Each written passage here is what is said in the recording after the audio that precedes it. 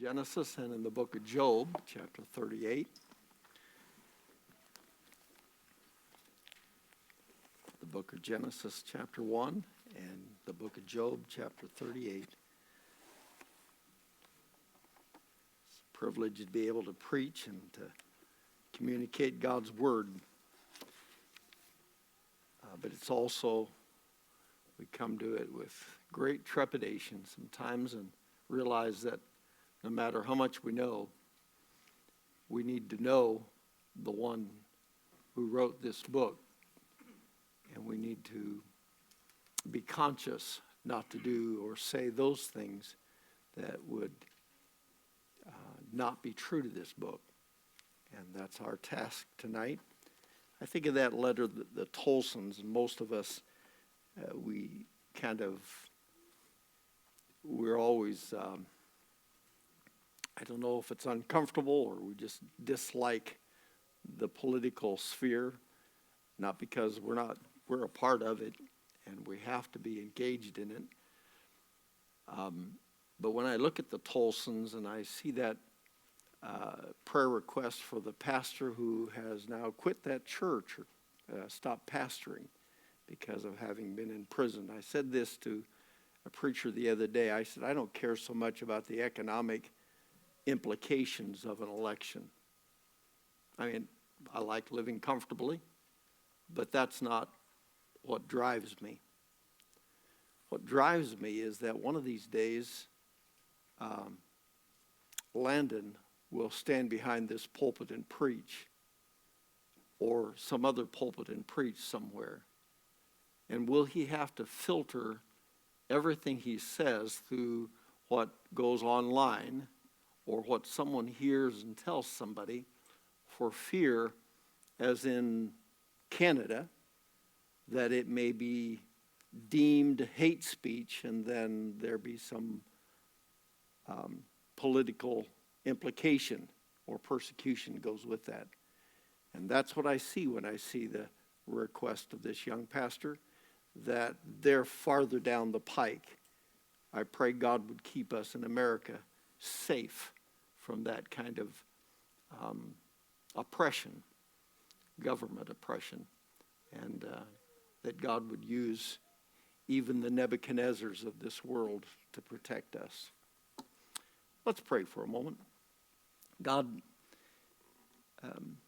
we just make our prayer tonight for our country, for our progeny, those that come behind us. We pray that you'd keep them safe, and Father, give them courage like Daniel, like Joseph, even in a foreign land. And that, Father, as we look into this wonderful text, that our eyes would be open and we would be reminded of who you are.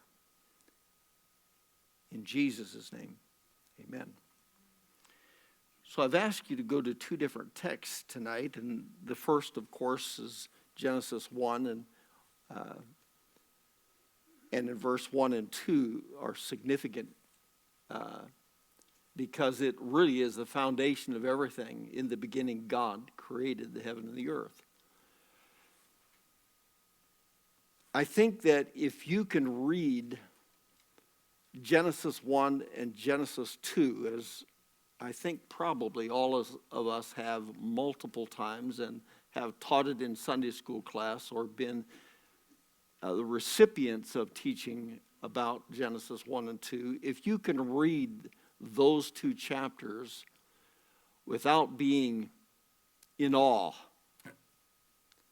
there probably is something wrong with your spiritual life.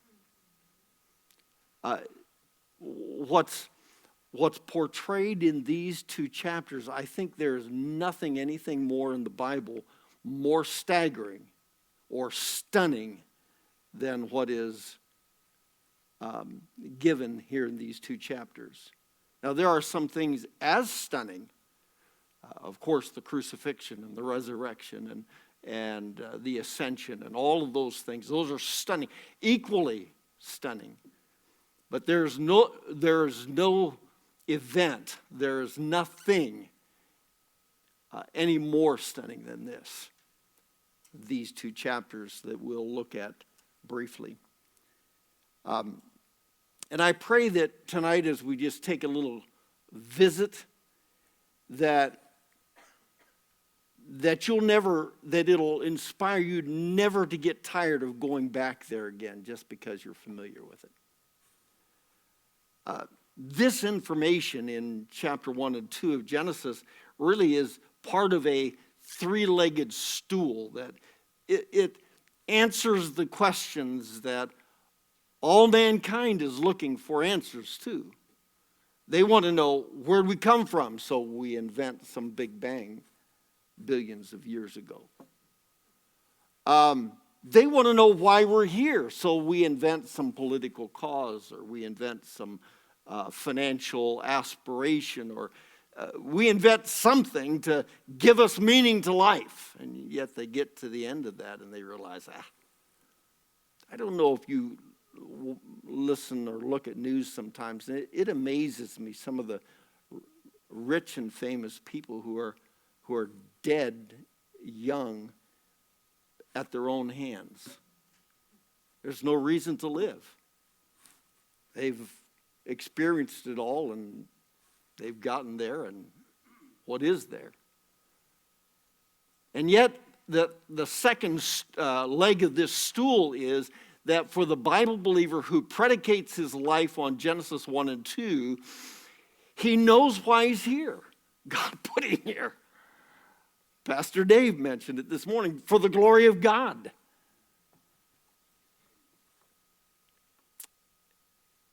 And the third leg of that stool is just as significant. Where'd I come from?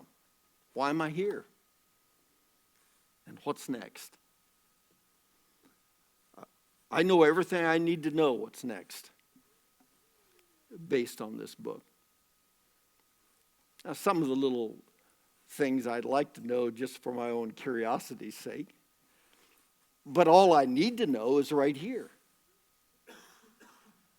And so if I delve into Genesis 1 and 2, I discover that this leg is essential in regard to the other two legs to hold up this stool. And somebody said it this way: if you can believe Genesis 1:1, in the beginning God created the heaven and the earth, if you can believe Genesis 1:1, you can believe anything else in the Bible. You can believe millions of people marched across dry land on that was the Red Sea. And you don't have to make up some fabricated story about how the wind came and blew it, and maybe it was the Reed Sea, and they marched over on inch-deep water and all the soldiers drowned in each inch-deep water. You don't have to make up those kinds of explanations because you just know it's so.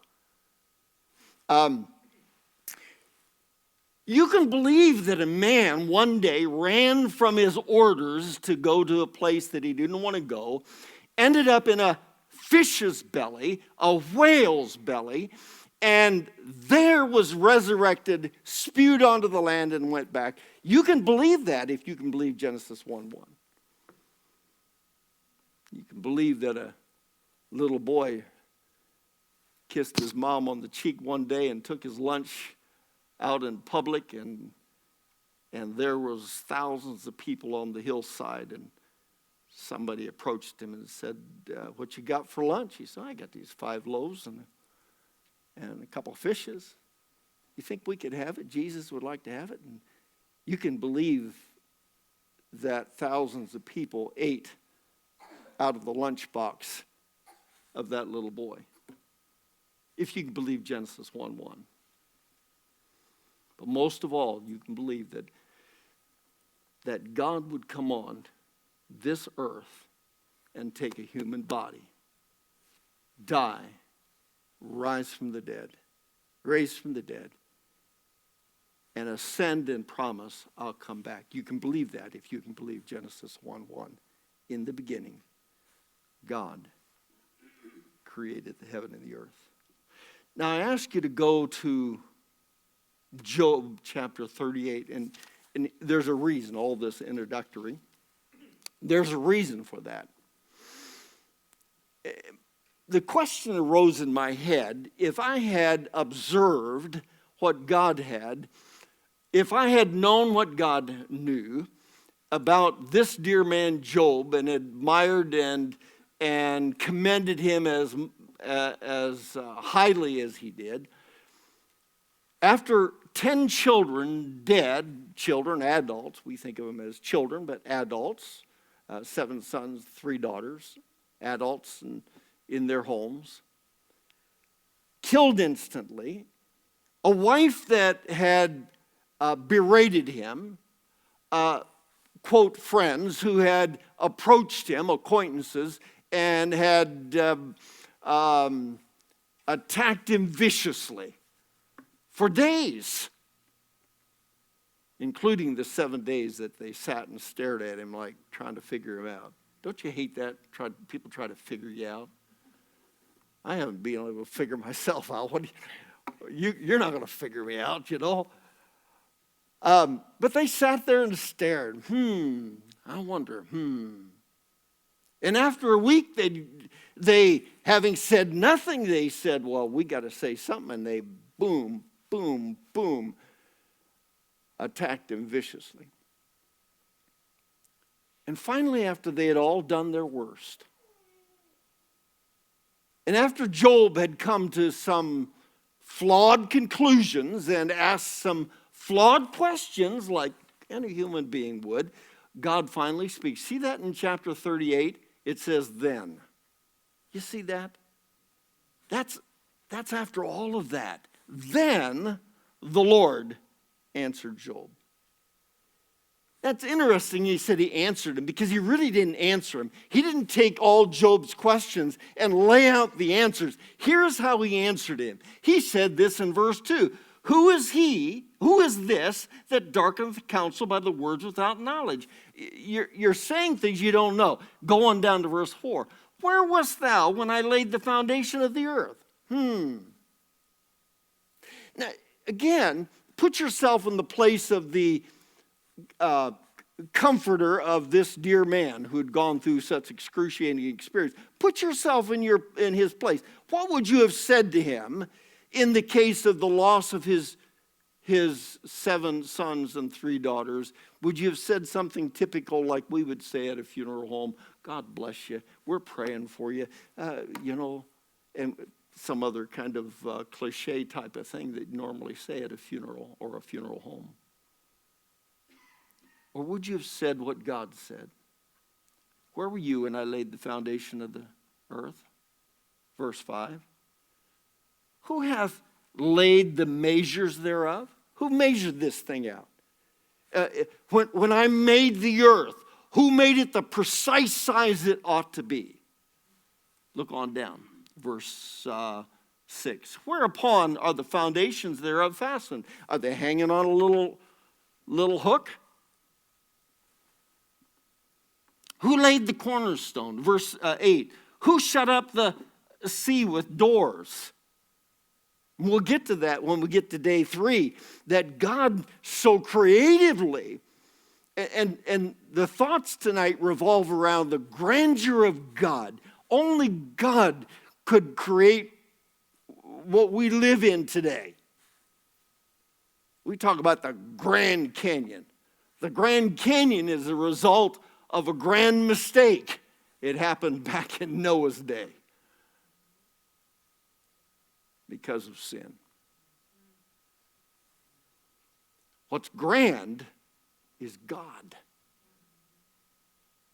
not the canyon. Look down in verse 11. Hitherto shalt thou come, but no further. He says this to the waters. Back in verse 9, he said, I made the cloud. And he said this to the waters. Here shall thy proud waves be stayed. If you've ever seen a tsunami or something of that nature on the news, and God says this is as far as it goes, and that tsunami comes up and wipes out a town, but at some point God said this is it. You're not going any farther. Who did that? Look down in verse 28. Hath the rain a father? Who hath begotten the drops of dew? Out of whose womb came the ice? Verse 31. Canst thou bind the sweet influence of Pleiades and loose the bands of Orion? These are constellations and stars. Mazzaroth. Verse 32. Arcticus, Tarkus, the brightest of those stars, the North Star, as it were. Who put them there? Why would you say this to a man who's heartbroken and full of grief? You'd say it to him if you were God. You'd say it to him to remind him, if you could figure me out, I wouldn't be God. So instead of trying to figure me out, why don't you just trust me? What's that lesson for me? A lot of things in life I'd like to figure out. I've done my best to plan for this, and I've done my best to plan for that, and I've tried to work at this, and then it didn't unfold like I thought it would. And God, it just doesn't seem right. I've really tried to be faithful to you. And God says, you know what? I'm still God. I made you. Way back thousands of years, I brought into existence mankind, and you were part of that genealogical history. Can you trust me? Go back now to Genesis 1 and 2. And let's just take a real quick look. Now, in your bulletin, and I'm not the greatest outliner, others are, but I have put together 6 pieces of God's masterpieces. And I think that they're accurate. They correlate with the days of the week, or of the creation week. By the way, in case you think that this was just Job that he had this conversation with about creation and questioning God, I don't know if you remember in Romans 1 where he has this discussion about the invisible things of God are seen from creation of the world, and then he says, thus you're without excuse. Creation really is a valuable tool to point us to the Lord. It doesn't tell us who he is, it just tells us that he is.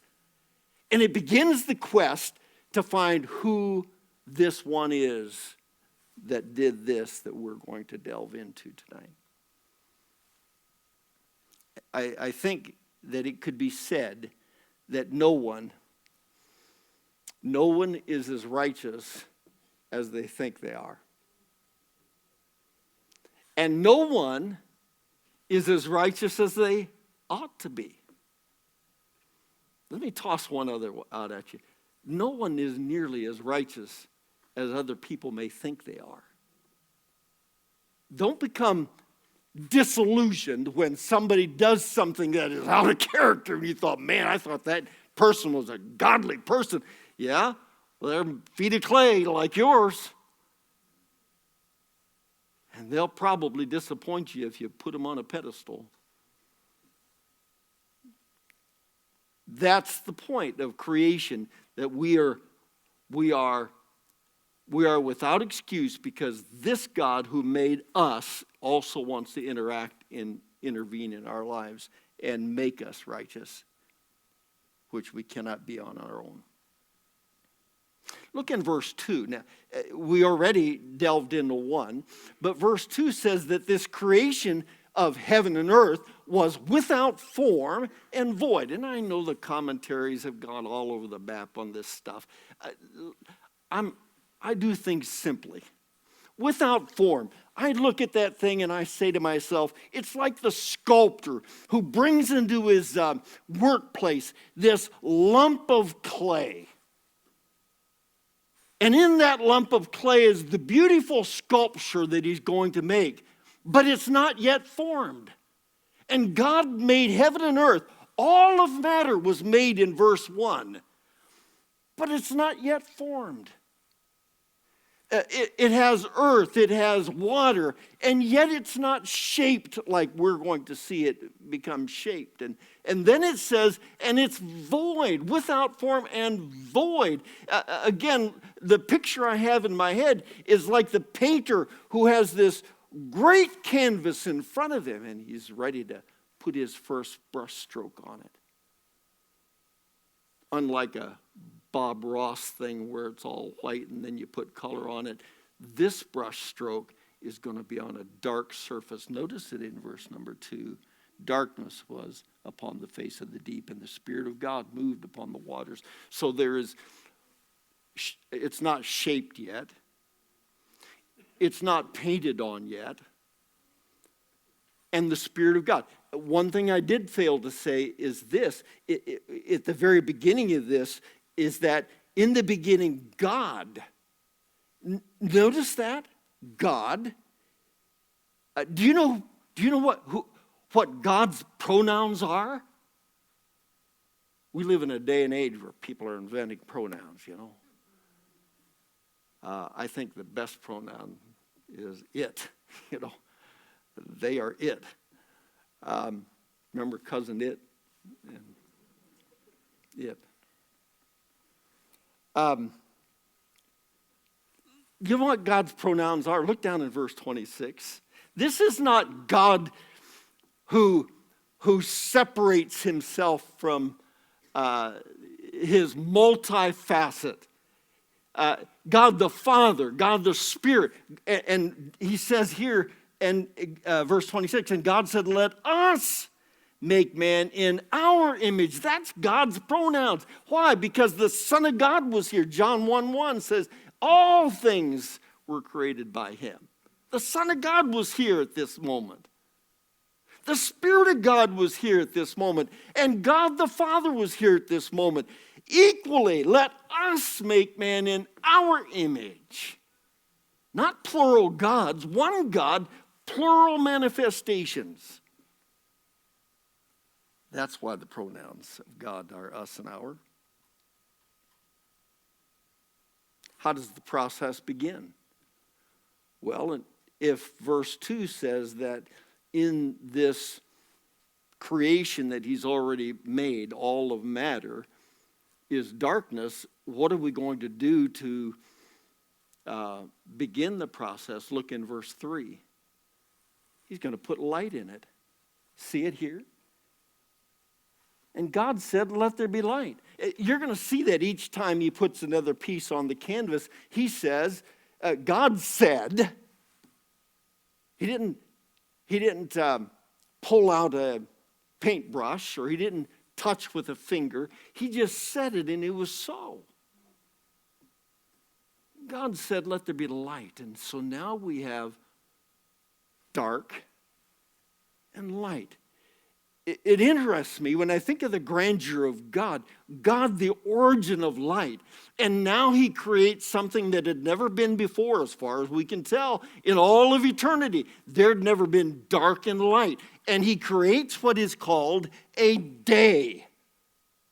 And day and night constitute a day, a cycle, as it were. We divide it up in 24 increments. The morning and the evening. That's the first time, as far as we know, in God's economy, there was such a thing. What was the second piece of the masterpiece? Verse 6. God said, let there be a firmament in the midst of the waters. Let it divide the waters from the waters. Remember, the waters were already there in the creation of God. In verse 2, the Spirit of God moved upon the waters, and all he did is take that water that had already been created, and it said in verse 7, God made the firmament, this sky or this canvas, and it says, let there be... God made the firmament and divided the waters which were under the firmament from the waters which were above the firmament. Now here we live in a world that has water above And below, we understand that the clouds are full of rain, and somebody has calculated about 55,000 billion tons of water exist in the sky, in the atmosphere. I don't know if that's accurate, but that's what they calculated. That's a lot.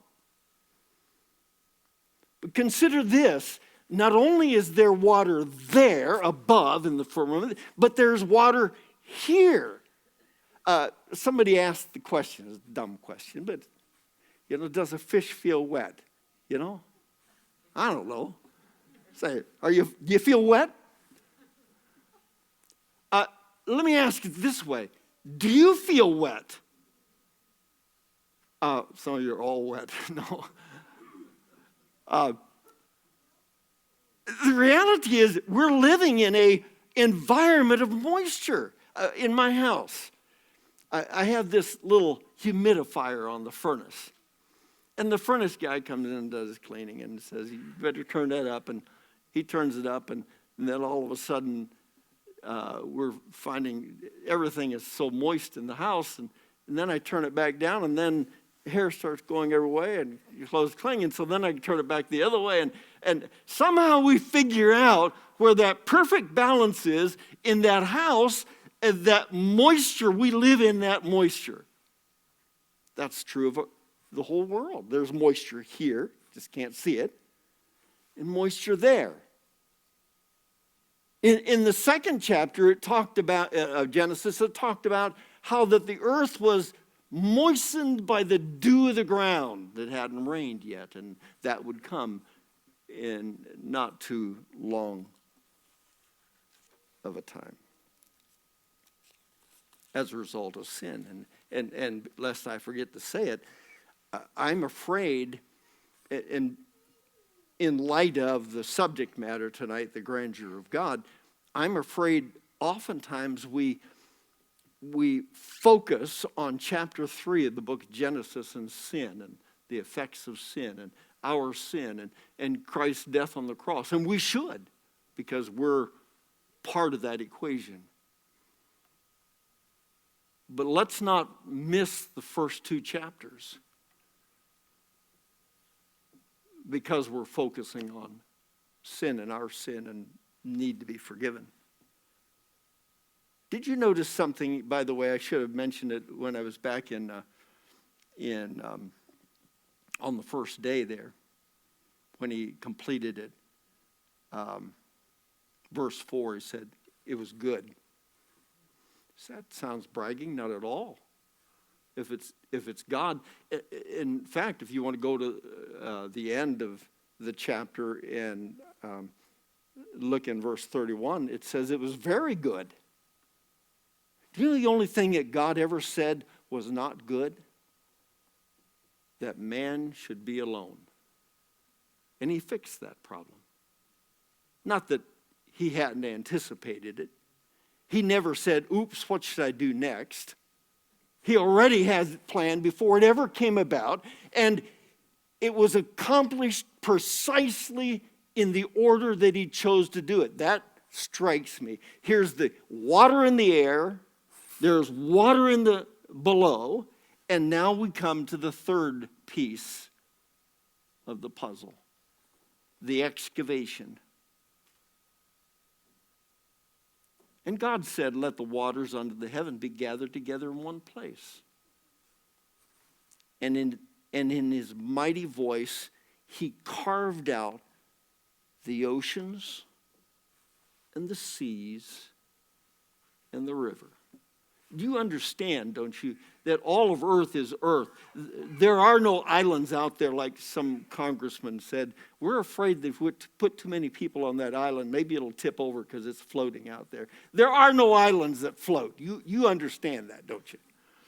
Basic elementary geography tells you. Everything has soil. The deepest ocean, if you went deep enough, you would go down, you'd find solid earth.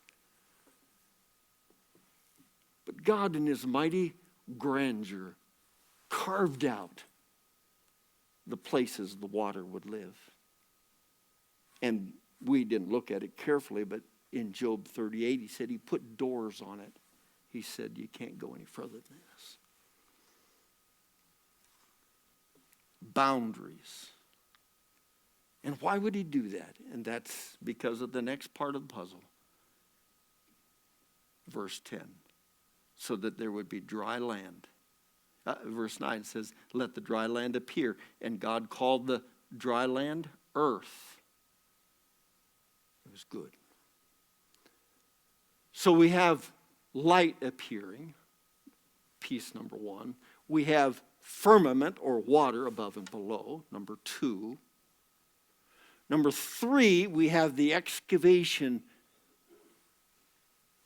of places for the water to live. And then, what do we do in verse 11? We plant some grass, herbs, and trees. You can't plant that if you don't have the dry land. You need the water to nourish the plants. But everything in its order is perfectly orderly, never out of its order. And those plants would reproduce. The third day, then, he said, it was good. Verse 14. So now we have light to feed the plants, and we have water to feed the plants, and we have a place for the plants to live. Let's do something else. Let's make some lights, plural. You remember in the previous, in verse 3, he said, let there be light. Now we're going to make lights. We're going to take that light and condense it into multiple lights. The first one being that of the sun. If you'll see that in verse 16. 2 great lights, the greater that rules the day. That's your vitamin D. You need that. And the lesser to rule the night. And why would it be lesser? It's simply lesser because it is the reflector of the light, the sun. And yet it's still bright, and it's still necessary. And then we're going to give it a little bit more of this canvas that we're drawing on, or we're doing our artwork on, or our masterpiece on. We're going to sprinkle it with stars. And why would that be? Go back to verse number 14. To divide the day from the night. So now the moon and the sun are they're like the hands of the clock. I'm watching the sun set, and we understand the sun isn't moving, we are, but still visually we're seeing it go to the horizon. And so in one of the kings, you remember he prayed, and God put the sundial back 10 degrees. Only God can do that. It's because the sun becomes the hands of the clock. You see that in verse 14, to divide it in, and let them be for signs, for seasons, for days and years. That's how we determine how many days have gone by. We watch the hands on the clock. And it becomes our calendar. The sun and the moon, our calendar. What a grand God who is able to calculate every fine tuned apparatus for our benefit. Can I give you one last thing? If you look on down in verse 16 again, made the stars also. Why would he make the stars? He had this discussion with Job. The book of Genesis wasn't even written when he had the discussion with Job. He expected Job to know it. Why? Because Job's mom and dad more than likely knew Adam on a one-to-one basis. The time frame overlaps such. And Adam must have told Job's mom and dad about it, and Job's mom and dad must have told him, and he had the nearly firsthand information about everything that had happened. One of the things was this matter of the stars. And Job had that, or God had that discussion with him about the stars and Orion and Pleiades and all of those stars. Why? Because the stars are significant. They're the GPS of the day. What did the wise men use to get from point A to B? The star in Matthew 2, verse 9 and 10. The star. They followed the star. It's God's navigation system, as it were. So the seasons and the years and the navigation are all accomplished in this one fell swoop of these lights. By the way, let me just emphasize this in verse 14. The seasons were perfect at this point. How did it change in just a few, about 1,500 years? Look over in chapter 8. What happened to the seasons after sin came into the world, and sin kept multiplying until the point that the flood came into the world and destroyed it all, but those ate and did such devastation to the geography? Now, for the first time in verse 22, the earth remaineth seed time and harvest, cold and heat, summer and winter. I don't think it's reading into too much when I go back to Genesis 1 and verse 14. I don't think it has cold and heat in summer and winter. There's harvest time and planting time and all the other times. But the extremities are not there. There was no Antarctica before the flood. There was no Sahara Desert before the flood. It was sin that caused all the catastrophic events in our lifetime. The sin of mankind that changed the topography, that changed the rotation of the earth, or however it was that created this. Go on back, if you will, chapter 1. We move along. The moving creatures, verse 20. The flying creatures, verse 21. Moving creatures and fowl, he says. In verse 21, the whales and every living thing that live in the water. He created, remember, you couldn't create these until, first of all, you'd created the bodies of water for them to live in. The trees for them to live in, the fowl. Again, exactly sequentially in the right order. Verse 24. And I move along quickly for the kind of the capstone of this phase of God's masterpiece. And God said, let the earth bring forth the living creature after his kind. Cattle, creeping thing, beast. Verse 25, cattle after his kind. Everything that creepeth. It was good. There's kind of a two-phase here. So the creatures or the beasts are created here in the second, or in the sixth piece of the masterpiece. And then there's a pause. Verse 26, we've been there a moment ago. God said, let us make man in our image. We dealt with that a little bit this morning on the video. Mankind was made in the image of God. That image was lost by sin. It's restored by being born again. But the image of God, what makes us different than all the creeping things and all the beasts and all the other animals and mammals of God's creation? We have the ability to think, process, decide. My dog, as smart as my dog is, she doesn't have the ability to think through things. She's shallow. Food, water, sleep. Now. I mean, she's loving, but she's shallow. In contrast, here we are, human beings sitting in this room, and we're thinking about things, and we're processing things, and we're saying, does this apply to me? How does this apply to me? And what is it that makes me different than that little dog? God created man in his own image, male and female. In fact, if you go to the next chapter, look in verse 7, it says that he formed man out of the dust of the ground. That's how man was made.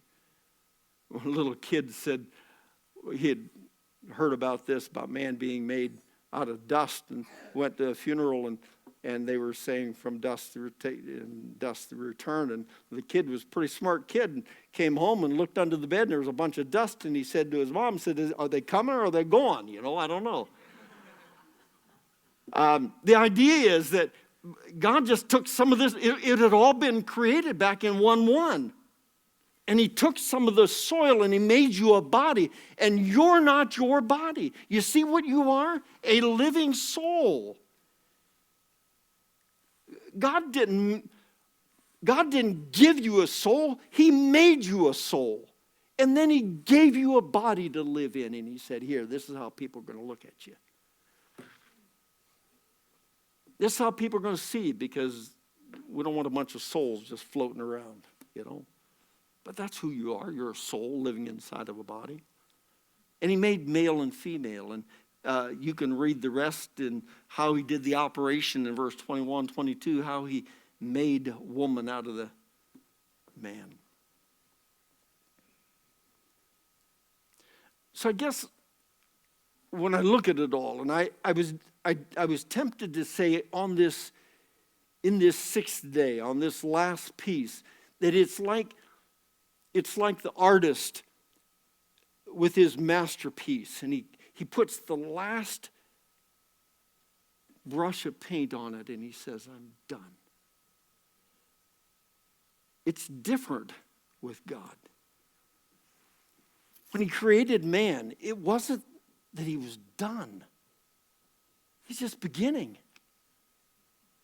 The masterpiece is not done until the artist says it's done. And I got news for you. The little song we sang in Sunday school and junior church, he's still working on me to make me what I ought to be. Took him just a week to make the moon and the stars, the sun and the earth and Jupiter and Mars. I think I got it right. He's still working on me. Romans 8:29 is still there. He's conforming me to the image of his Son. If you knew how little I looked like the Lord when I got saved, and if you knew how long it's been just to get to this point and how many steps backwards I've taken, it really is a long process, painful process sometimes. I don't always enjoy it. I like the benefits of it, but I don't enjoy it. But he's still working on it. Romans 8:29. And then I think of John's last words in 1 John, where he said, this 90-year-old man sitting on an island writing these last few books, and he said, it doth not yet appear what we shall be, but when we see him, we'll be like him. I think we spend too much time trying to figure out, how old will we be in heaven? Will my dog be in heaven with me?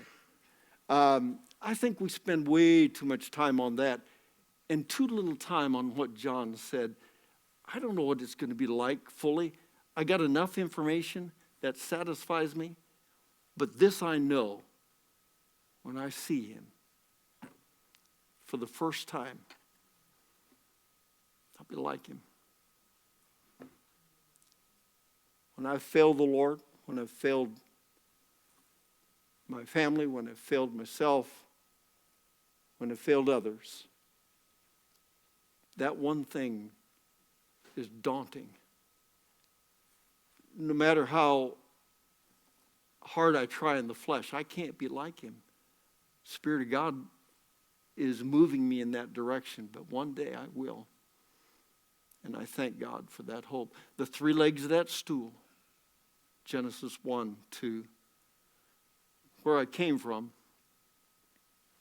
why I'm here, and I know what's next. And that's why every day when I get up, I have meaning in life. Doesn't matter what happens in the world. I mean, it matters, but it doesn't matter in regard to meaning. How about you? Let's pray.